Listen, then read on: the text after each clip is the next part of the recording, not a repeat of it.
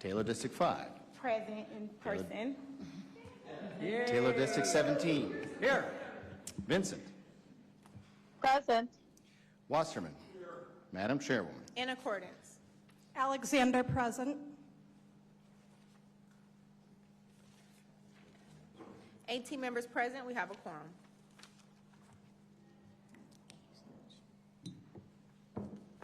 Thank you all for being here. We meet today to receive the 2026 recommended budget from the county executive.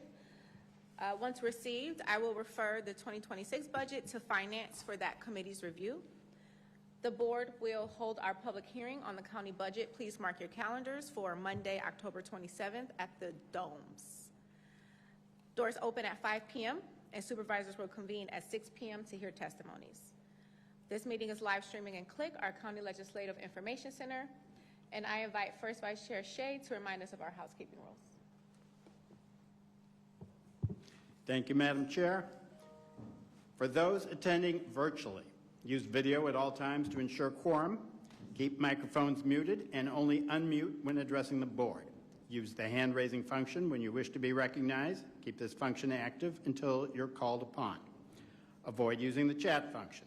Make sure you're visible on screen in a bright location. If you lose connection, close your Teams window and restart Teams from the calendar invite.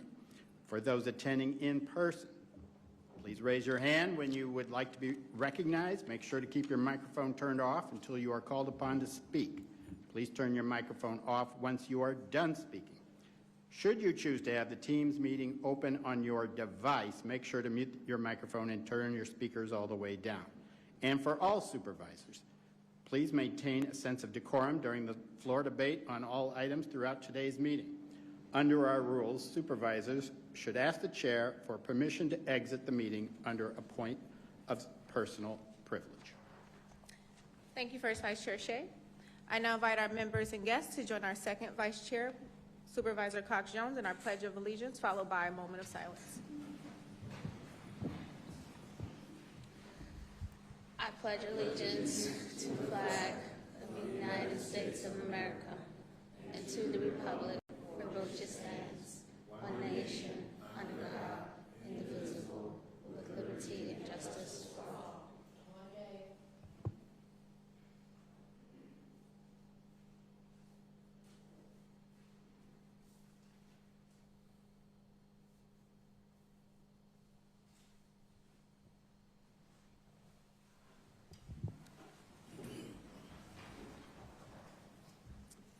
Mr. Clerk.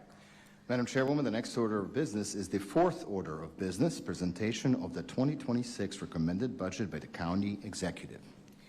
Thank you, Deputy Clerk Dostanich, who will be supporting us today. County Executive Crowley, thank you for joining us. Thank you. Good afternoon. Good afternoon. It's nice to see so many residents, local leaders, elected officials, cabinet members, and community partners. Today, I join you to present the Milwaukee County's 2026 recommended budget. But before I begin, I want to thank a number of our county leaders, many of who's here today, and that includes our Chairwoman, Marcelia Nicholson, Clerk George Christensen, Comptroller Liz Sumner, Sheriff Denita Ball, District Attorney Kent Laverne, Chief Judge Carl Ashley, Clerk of Circuit Courts Anna Maria Hodges, Register of Deeds Israel Ramon, Treasurer David Cullen, my cabinet for joining us today, and of course, the entire Milwaukee County Board of Supervisors. I recognize and appreciate your continued dedication to our residents and commitment to working together to build a responsible and thoughtful budget. And as I look forward to engaging in good faith with everyone in this chamber so we can deliver results for those that we serve. My 2026 recommended budget strives to foster a stronger Milwaukee County through fiscal sustainability. But as we all know, this is not a new task. When I took office in 2020, one of my top priorities was to solve the county's long-standing financial problems while preserving the services our residents rely on every single day. Milwaukee County had been facing huge budget deficits, declining revenues, and a growing deferred maintenance backlog that was created by leaders of the past. By 2028, Milwaukee County structural deficit was estimated to reach a total of $109 million. So we had to make some tough choices to put Milwaukee County on a path of fiscal sustainability. We worked to address legacy fiscal issues. We secured new revenues and implemented innovative and efficient ways to deliver services for everyone in our community. Milwaukee County has made significant progress towards our goal, but we know we continue to face fiscal challenges.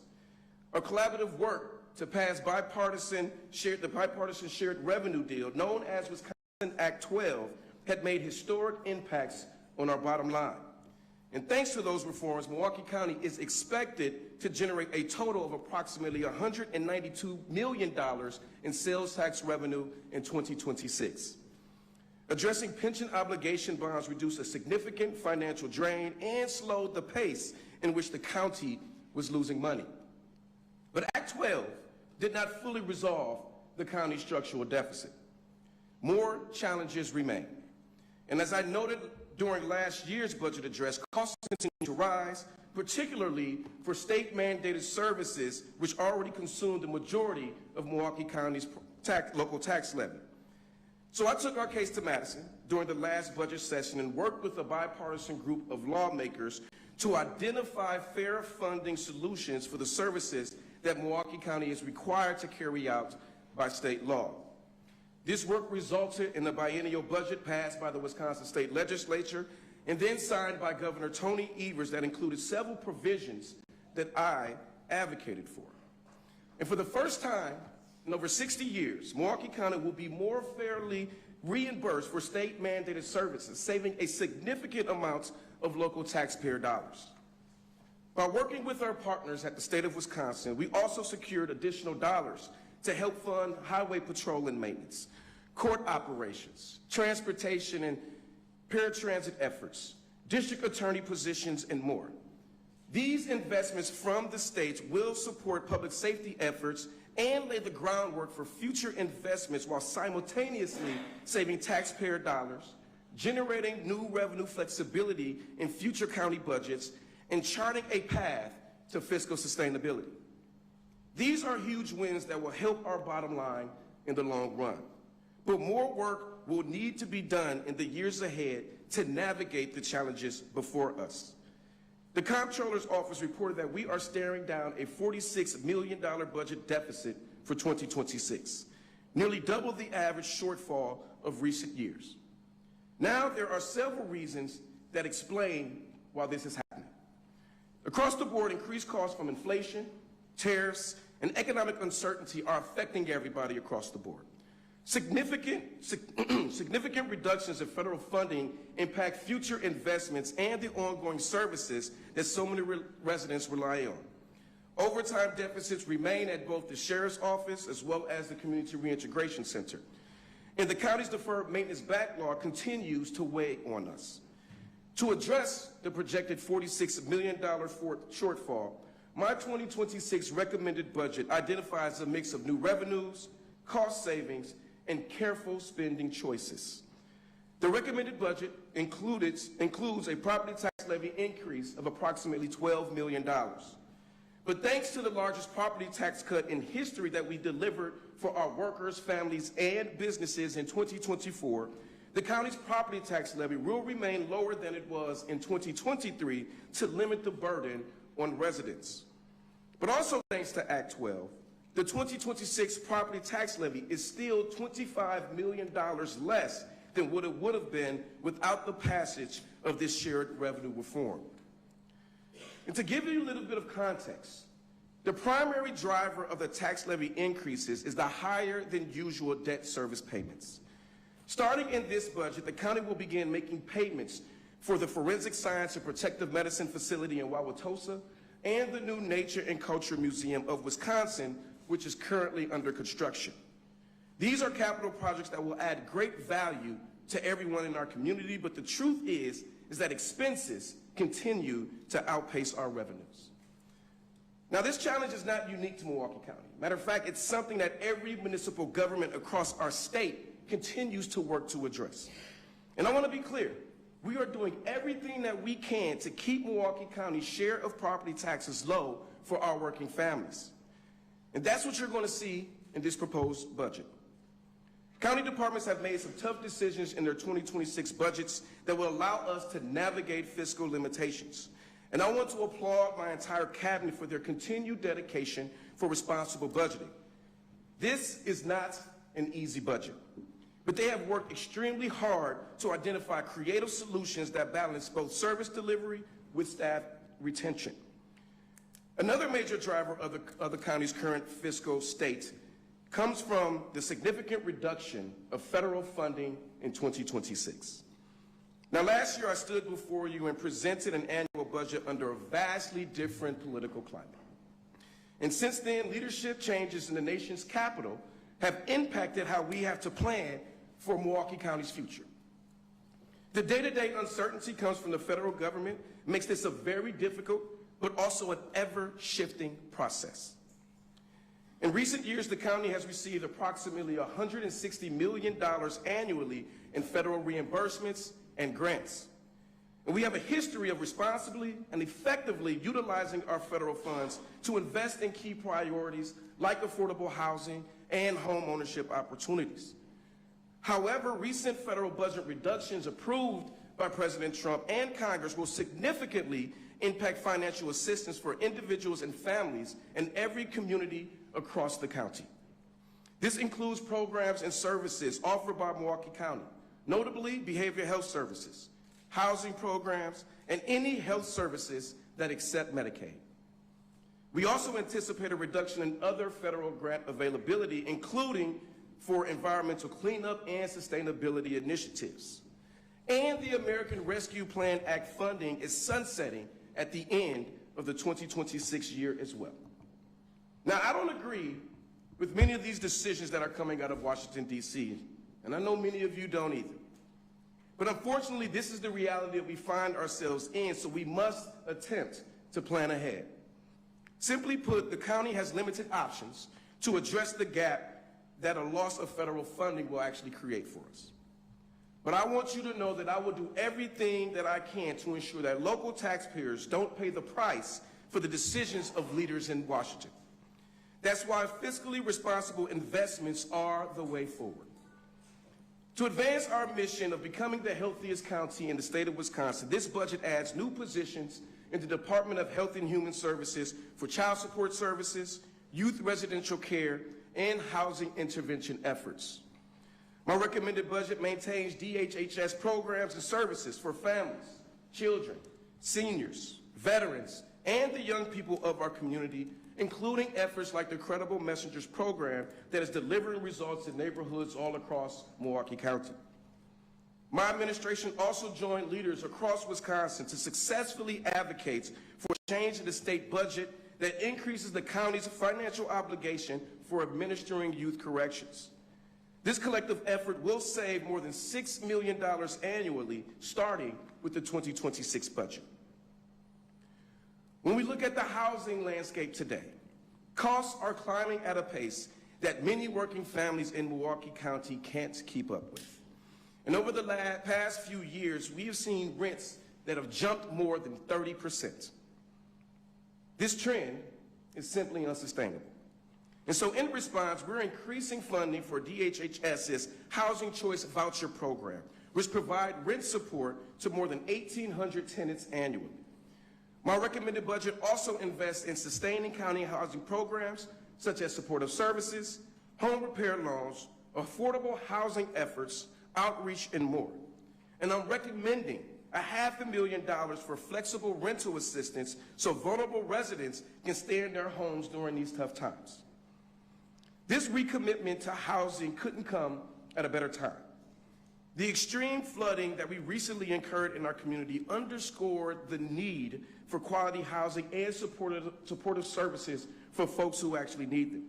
It also stressed the importance of maintaining and enhancing emergency management services. In my 2026 budget, the Office of Emergency Management will be fully funded to ensure that in times of crisis, we can deploy the needed personnel as well as the resources to not only recover, but to make sure that we can move forward. This includes continued funding for OEM's Text to 911 initiative that recently led to the safe rescue of 3 passengers after crashing a small plane into Lake Michigan. Because Text to 911 works, even when cellular signal is not available, the crash survivors were able to communicate vital information to our 911 operators until their safe rescue. And so without this service, this situation may have had a tragically different ending. But they are alive and okay because of our fiscally responsible investments. That's why we're going to continue funding these critical services in 2026. And the same goes for MCTS. My budget directs $9 million in transit-specific ARPA funds to the Milwaukee County Transit System for 2026. By comparison, MCTS is projected to utilize approximately $20 million of these federal funds by the end of the year. And as I mentioned, these federal funds, they will run out next year. The upcoming reduction in available ARPA funds has created a gap in our 2026 MCTS budget. And this will become an even bigger issue in 2027 when there are no ARPA funds available. That's why MCTS will be pursuing a right-sizing of the system to ensure it is fiscally sustainable, it meets the needs and the criteria of our residents, and can stay solvent for many years to come. Some of these changes may come to as a surprise to transit users, like route changes, as well as fare adjustments. But as I said last year, we all need to be prepared to make tough decisions on how to maintain and invest in transit services. We are running out of options, and we are running out of time before MCTS's fiscal cliff is too much to overcome. So we must work together to advocate for transportation funding from our state and federal partners. Our ability to continue providing reliable public transit service depends on it. And on transit security, my budget proposes a new pilot program in partnership with the Milwaukee County Sheriff's Office designed to deter and prevent incidents of violence and credible threats on our county buses. The pilot initiative would deploy sheriff deputies to targeted routes to enhance safety and security for operators and riders alike. And I know this is an issue that our community cares deeply about. Everyone deserves to use public transit without worrying about their safety or the safety of their loved ones. And our bus operators deserve the opportunity to go to work every single day without fear of their own well-being.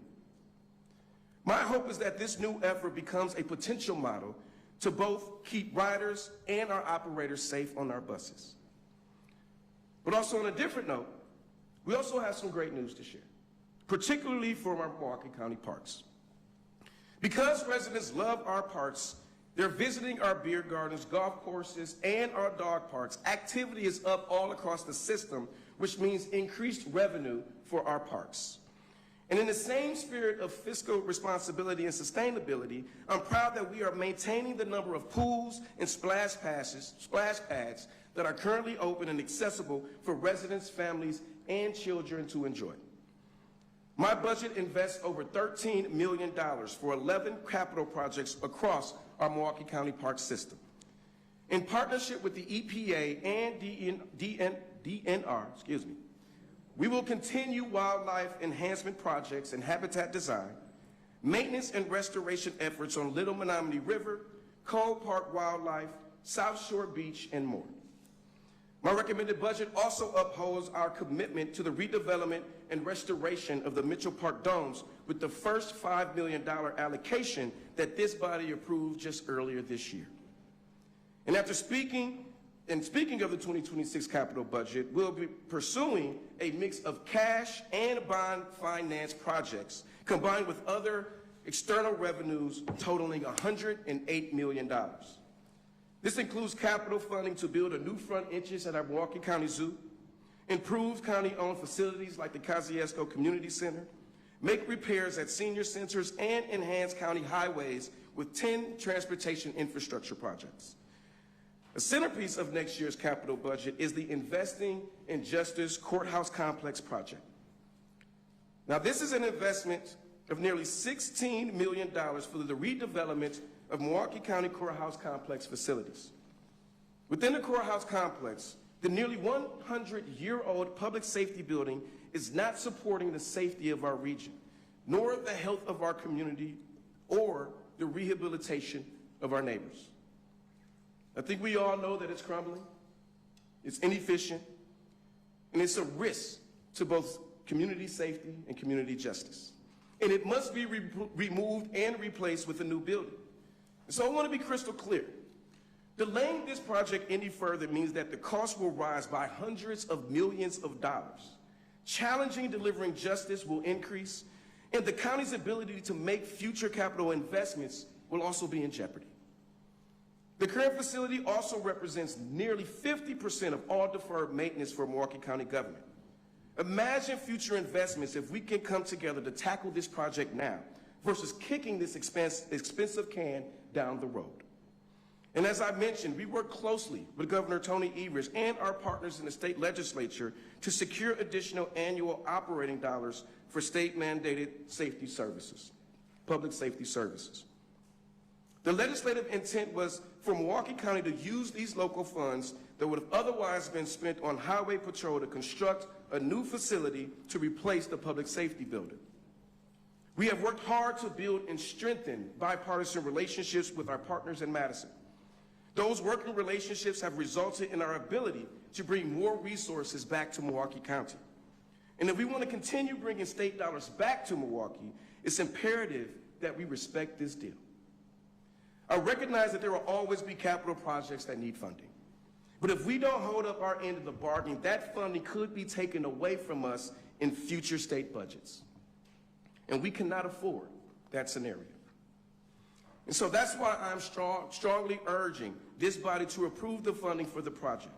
To vote against it would not only jeopardize the generational investment that would improve outcomes for those impacted by the justice system, but could have a lasting impact on our ability to secure state funding for future county investments.